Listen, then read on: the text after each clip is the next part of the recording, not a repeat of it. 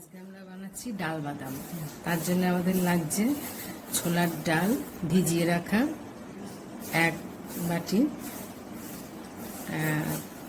বাদাম, ঝালের গুঁড়ো পরিমাণ মতো, আর বিট নুন আর আমচুর পাউডার। ভেজানো ছোলার ডালগুলোকে আমরা একটা ন্যাকড়াতে ভালো করে মুছে নেব, একদম শুকনো করে।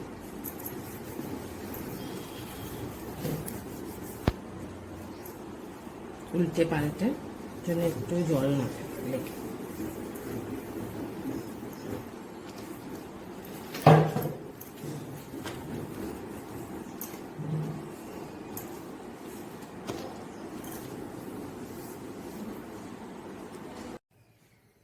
কড়াই আমি সাদা তেল ঢেলে দিলাম, একটু বেশি করে দেব যাতে ডালগুলো আমি ভালোভাবে ভেজে নিতে পারি।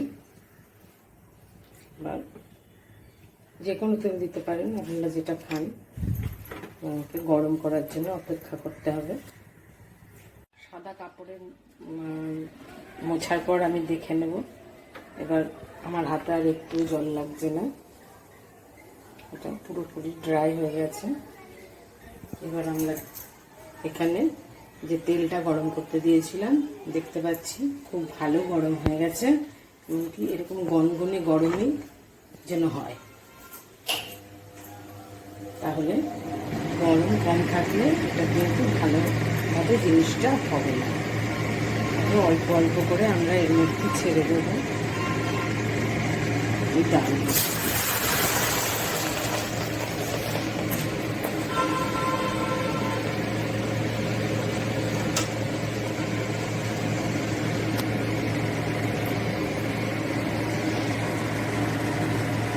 যতক্ষণ না এটা উপরের দিকে ভেসে উঠবে ডালগুলো, ততক্ষণ এটা কিন্তু হয়নি।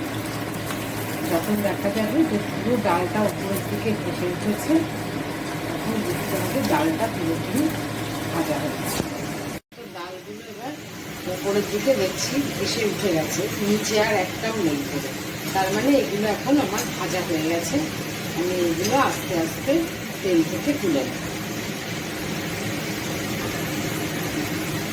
এইভাবে আমরা সমস্ত ডালগুলোকে ভেজে নিলাম।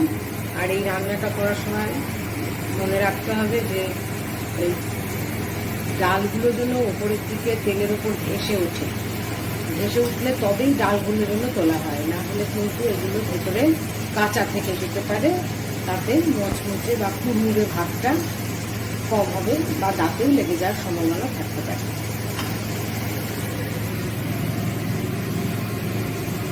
এর মধ্যে মেশানোর জন্য কিছুটা বাদাম ভেজে নেব, ভেজে তুলে নিলাম লাল করে, যেটা আমরা দিয়ে দেবো।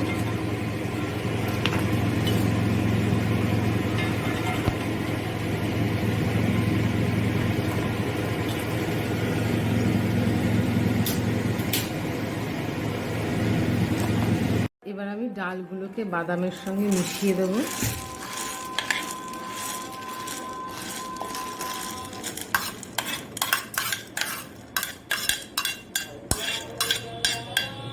উল্টে পাল্টে সবগুলোকে মিশিয়ে দেব।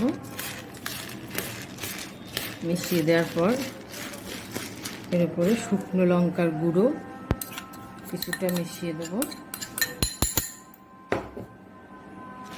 আর দেব বিট নুন, স্বাদ মতো দেবেন যে যেমন খাবে। আর তার সঙ্গে আছে আমচুর পাউডার, এগুলো পরিমাণ মতো দিতে হবে।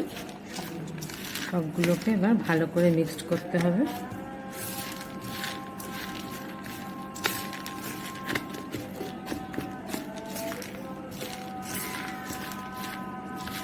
এইভাবে তৈরি হয়ে যাবে মুচমুচে খাস্তা ঝাল ঝাল ডাল চানাচুর। এটা আপনারা কাচের বয়ামে রাখতে পারেন, যেটা অনেক দিন পর্যন্ত খেতে পারবেন। বিকালবেলায় চায়ের সাথে এটা খুব ভালো খাওয়া যাবে।